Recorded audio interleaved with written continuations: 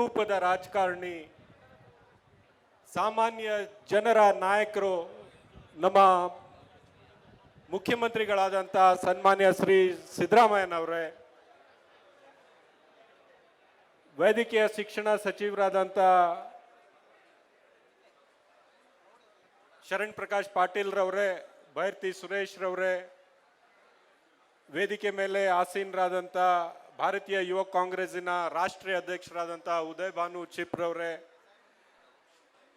ರಾಜ್ಯದ ಯುವ ಕಾಂಗ್ರೆಸ್ಸಿನ ಅಧ್ಯಕ್ಷರು ಮಂಜುನಾಥ್ ರವರೇ, ವೇದಿಕೆ ಮೇಲೆ ಆಸೀನರಾದಂಥ ಎಲ್ಲ ಹಿರಿಯ ನಾಯಕರೇ, ಯುವಕರೇ, ಆತ್ಮೀಯ ಬಂಧುಗಳೇ, ಇವತ್ತು ಬಹಳ ಮಹತ್ವವಾದಂಥ ಒಂದು ವಿಷಯವನ್ನು ಇಟ್ಕೊಂಡು ನಾವೆಲ್ಲ ಯುವ ಕಾಂಗ್ರೆಸ್ಸಿನ ನೇತೃತ್ವದಲ್ಲಿ ಇವತ್ತು ಸೇರಿದ್ದೇವೆ.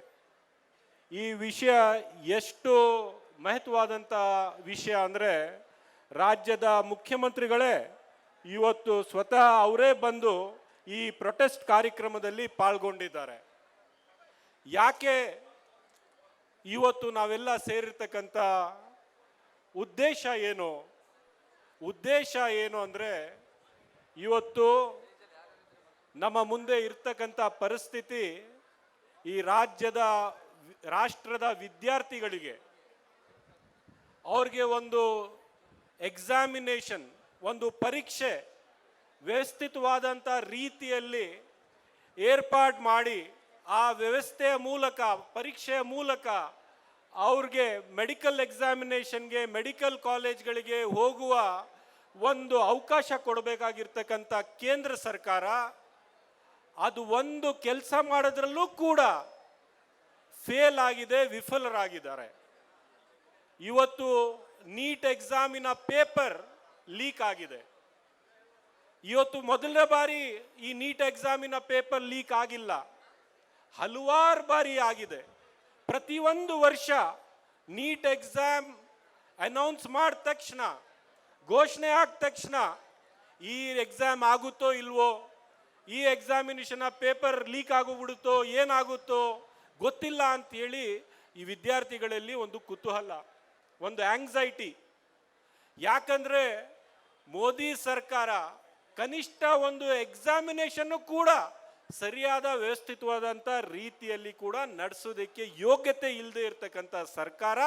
ಅದಕ್ಕೋಸ್ಕರ ಈ ರಾಷ್ಟ್ರದ ವಿದ್ಯಾರ್ಥಿಗಳಿಗೆ ಇಷ್ಟು ಆಂಗ್ಸೈಟಿ ಆಗಿರ್ತಕ್ಕಂಥದ್ದು ಅಂತ ನಾನು ಹೇಳೋಕ್ಕೆ ಬಯಸ್ತಾ ಇದ್ದೀನಿ. ಆತ್ಮೀಯ ಬಂಧುಗಳೇ, ಒಂದು ಎಕ್ಸಾಮ್ ಅಂದರೆ ಏನು, ನೀಟ್ ಎಕ್ಸಾಮ್ ಅಂದರೆ ಏನು?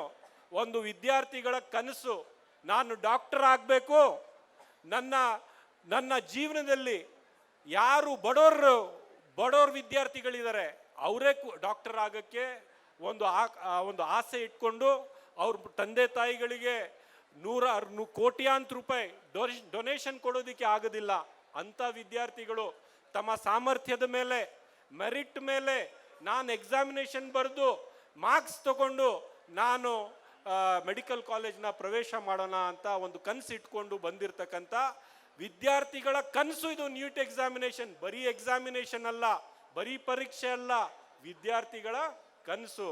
ಆ ಕನಸು ನೆನಸು ಮಾಡ್ಕೊಳ್ಳೋದಕ್ಕೂ ಕೂಡ ಮೋದಿ ಸರ್ಕಾರ ಅವಕಾಶ ಮಾಡಿಕೊಟ್ಟಿಲ್ಲ ಅಂದರೆ ಇದಕ್ಕಿಂತ ನಾಚಿಕೆಗೇಡು ಸರ್ಕಾರ ಇಡೀ ರಾಷ್ಟ್ರದ ಇತಿಹಾಸದಲ್ಲೇ ಎಂದೂ ಬಂದಿಲ್ಲ ಅಂತ ನಾನು ಇವತ್ತು ಹೇಳೋಕ್ಕೆ ಬಯಸ್ತಾ ಇದ್ದೀನಿ. ಬಡವರು ಎಲ್ಲಿ ಹೋಗಬೇಕು? ಶ್ರೀಮಂತರ ಮಕ್ಕಳು ನೀಟ್ ಎಕ್ಸಾಮಿನೇಷನ್ ಇಲ್ಲದೆ ಇದ್ರೂ ಕೂಡ ಸಹ ಕೋಟ್ಯಾಂತರ ರೂಪಾಯಿ ಕೊಟ್ಟು, 1 ಕೋಟಿ 2 ಕೋಟಿ 3 ಕೋಟಿ ಡೊನೇಷನ್ ಕೊಟ್ಟು ಡಾಕ್ಟರ್ ಆಗ್ತಾರೆ. ನೀವು ಬಡವ್ರ ಮಕ್ಕಳು ಎಲ್ಲಿ ಹೋಗ್ಬೇಕು? ಇವತ್ತು 22 ಲಕ್ಷ ಮಕ್ಕಳು ಬೀದಿ ಪಾಲಾಗಿದ್ದಾರೆ. ಇದು ಮೊದಲನೇ ಬಾರಿ ಆಗಿರ್ತಕ್ಕಂಥದ್ದಲ್ಲ. ನನಗೆ ಗೊತ್ತಿರ್ತಕ್ಕಂಥದ್ದು ಸುಮಾರು 6ನೇ ಬಾರಿ ಇದು ನೀಟ್ ಎಕ್ಸಾಮಿನೇಷನ್ ಅಲ್ಲಿ ಪೇಪರ್ ಲೀಕ್ ಆಗಿರೋದು. ಎಷ್ಟು ಬಾರಿ? 6ನೇ ಬಾರಿ.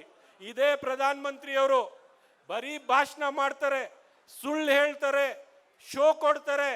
ಆದರೆ ಈ ಮಕ್ಕಳಿಗೆ ಪರೀಕ್ಷಾ ಪೇರ್ ಚರ್ಚಾ ಅಂತ ಹೇಳಿ ಒಂದು ಕಾರ್ಯಕ್ರಮ ಮಾಡ್ತಾರೆ, ಮನ್ ಕಿ ಬಾತ್ ಅಂತ ಹೇಳಿ ಒಂದು ಕಾರ್ಯಕ್ರಮ ಮಾಡ್ತಾರೆ. ಆದರೆ ನಿಮ್ಮ ಸರ್ಕಾರಕ್ಕೆ, ಮೋದಿ ಸರ್ಕಾರಕ್ಕೆ ಒಂದೇ ಒಂದು ಪರೀಕ್ಷೆ ಯೋಗ್ಯತೆಯಿಂದ ಸರಿಯಾಗಿ ಒಂದು ಪರೀಕ್ಷೆ ನಡೆಸೋದಕ್ಕೆ ಮೋದಿ ಸರ್ಕಾರಕ್ಕೆ ಯೋಗ್ಯತೆ ಇಲ್ಲ. ನಾಚಿಕೆ ಆಗಬೇಕು. ಅವತ್ತೇ ನರೇಂದ್ರ ಮೋದಿ ಅವರು ರಾಜೀನಾಮೆ ಕೊಡಬೇಕಾಗಿತ್ತು. ಅವರ ಎಜುಕೇಶನ್ ಮಿನಿಸ್ಟರ್ ಧರ್ಮೇಂದ್ರ ಪ್ರಧಾನ್ 8 ದಿವಸ ಲಾಪತ್ತೆ ಆಗೋಗಿದ್ರು. 8 ದಿವಸ ಒಂದು ಎಜುಕೇಶನ್ ಮಿನಿಸ್ಟರ್. 22 ಲಕ್ಷ ವಿದ್ಯಾರ್ಥಿಗಳು ಬೀದಿ ಪಾಲಾದಾಗ ಎಜುಕೇಶನ್ ಮಿನಿಸ್ಟರ್ ಆಚೆ ಬಂದು ಒಂದು ಪ್ರೆಸ್ ಅನ್ನು ಉದ್ದೇಶಿಸಿ ಒಂದು ಮಕ್ಕಳಿಗೆ ಒಂದು ಸಂದೇಶ ಕೂಡ ಕಳಿಸುವ ಯೋಗ್ಯತೆ ಈ ಎಜುಕೇಶನ್ ಮಿನಿಸ್ಟರ್ಗಿಲ್ಲ, ಈ ಪ್ರೈಮ್ ಮಿನಿಸ್ಟರ್ಗಿಲ್ಲ. ಪ್ರೈಮ್ ಮಿನಿಸ್ಟರ್ ಅಂತೂ 12 ವರ್ಷದಲ್ಲಿ ಎಂದೂ ಪ್ರೆಸ್ ಕಾನ್ಫರೆನ್ಸ್ ಮಾಡಿಲ್ಲ. ಎಜುಕೇಶನ್ ಮಿನಿಸ್ಟರ್ ಕೂಡ ಇಂಥ ಸಂದರ್ಭದಲ್ಲೂ ಕೂಡ ಆಚೆ ಬಂದು ಒಂದು ಪ್ರೆಸ್ ಕಾನ್ಫರೆನ್ಸ್ ಮಾಡಿಲ್ಲ. ಇಂಥ ಸರ್ಕಾರ ಇದು ಯುವಕರ ಪರ ಸರ್ಕಾರನ, ವಿದ್ಯಾರ್ಥಿ ಪರ ಸರ್ಕಾರನ, ಬಡವರ ಪರ ಸರ್ಕಾರನ, ಅಥವಾ ದೇಶದ ಪರ ಸರ್ಕಾರನ?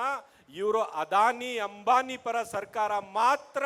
ಅವ್ರು ಗುಲಾಮ್ಗಿರಿ ಮಾಡಿ ಅವ್ರಿಗೆ ಹಣವನ್ನು ಗಳಿಸಿ ಕೊಡ್ತಕ್ಕಂಥ ಒಂದೇ ಒಂದು ಉದ್ದೇಶ ಇಟ್ಕೊಂಡು ಈ ಸರ್ಕಾರ ನಡೀತಿರೋದು. ಹಿಂದೂ ಮುಸ್ಲಿಂ ಜಗಳ ತಂದಿಡಿ ಅಂತ ಹೇಳಿದ್ರೆ ಮೊದಲು ಬಂದು ನಿಂತಿರ್ತಾರೆ. ಹಿಂದೂ ಮುಸ್ಲಿಂ ಅಲ್ಲಿ ದ್ವೇಷ ಸೃಷ್ಟಿ ಮಾಡಿ ಅಂದ್ರೆ ಮೊದಲು ಬಂದು ನಿಲ್ಸಿರ್ತಾರೆ. ಕಂದಕವನ್ನು ಸೃಷ್ಟಿ ಮಾಡಿ ಅಂದ್ರೆ ಮೊದಲೇ ಬಿಜೆಪಿಯವ್ರು ಬಂದು ನಿಂತಿರ್ತಾರೆ. ಆದ್ರೆ ನೀಟ್ ಎಕ್ಸಾಮ್ ಕರೆಕ್ಟ್ ಆಗಿ ಮಾಡಿಸಿ ಯುವಕರಿಗೆ ಉದ್ಯೋಗ ಕೊಡಿ ಅಂದ್ರೆ ಕೊಡೋದಿಕ್ಕೆ ಮುಂದೆ ಬರೋದಿಲ್ಲ. ಇವತ್ತು 22 ಲಕ್ಷ ವಿದ್ಯಾರ್ಥಿಗಳಲ್ಲಿ ಏನು ಒಂದೇ ಜಾತಿ ವಿದ್ಯಾರ್ಥಿಗಳಿದಾರ? ಎಲ್ಲ ಜಾತಿ ಎಲ್ಲ ಧರ್ಮದ ವಿದ್ಯಾರ್ಥಿಗಳಿದ್ದಾರೆ. ನೀವು ಯಾರು ನಾವು ಹಿಂದೂ ಪರ ಅಂತ ಹೇಳ್ತಿರಲ್ಲ, ಮೆಜಾರಿಟಿ ವಿದ್ಯಾರ್ಥಿಗಳು ಹಿಂದೂ ಸಮುದಾಯದ ವಿದ್ಯಾರ್ಥಿಗಳಾಗಿರ್ತಕ್ಕಂಥದ್ದು. ಅದನ್ನು ನಾವು ಗಮನದಲ್ಲಿ ಇಟ್ಕೋಬೇಕು. ಈ ಡೋಂಗಿತನ, ನರೇಂದ್ರ ಮೋದಿ ಬಿಜೆಪಿಯವರ ಡೋಂಗಿತನವನ್ನು ನಾವು ಅಲ್ಲೇ ಮುಂದಿನ ಬರ್ತಕ್ಕಂಥ ದಿನಗಳಲ್ಲಿ ಎಲ್ಲ ಯುವಕರು ಸೇರಿಸಿ, ಎಲ್ಲ ವಿದ್ಯಾರ್ಥಿಗಳನ್ನು ಸೇರಿಸಿ ತಕ್ಕ ಪಾಠ ಕಲಿಸ್ತಕ್ಕಂಥ ಕೆಲಸ ನಾವೆಲ್ಲ ಮಾಡೋಣ. ಇವತ್ತು ನಾನು ನಮ್ಮ ಉದಯ್ ಭಾನುರವರಿಗೆ ಮತ್ತು ಮಂಜುನಾಥ್ ರವರಿಗೆ ಅಭಿನಂದನೆಗಳು ಸಲ್ಲಿಸ್ತಾ ಇದ್ದೀನಿ. ಮಂಜುನಾಥ್ ರವರೇ, ನೀವು ಒಳ್ಳೆ ಕಾರ್ಯಕ್ರಮವನ್ನು ಹಮ್ಮಿಕೊಂಡಿದ್ದೀರಿ. ಈ ರಾಜ್ಯದ ಯುವಕರು ನಿಮ್ಮ ಜೊತೆಗಿದ್ದಾರೆ. ರಾಜ್ಯದ ಯುವ ಕಾಂಗ್ರೆಸ್ಸಿನ ಮೂಲಕ ಈ ರಾಷ್ಟ್ರದ ಯುವಕರ ವಿದ್ಯಾರ್ಥಿಗಳ ಧ್ವನಿಯಾಗಿ ನೀವು ಕೆಲಸ ಮಾಡಿ. ನಾವೆಲ್ಲ ನಿಮ್ಮ ಜೊತೆಗಿದ್ದೀವಿ. ಜೈ ಹಿಂದ್, ಜೈ ಕರ್ನಾಟಕ. ನ್ಯೂಸ್ ಫಸ್ಟ್, ನಿರ್ಭೀತಿಯಿಂದ ನಿಮ್ಮ ಪರವಾಗಿ.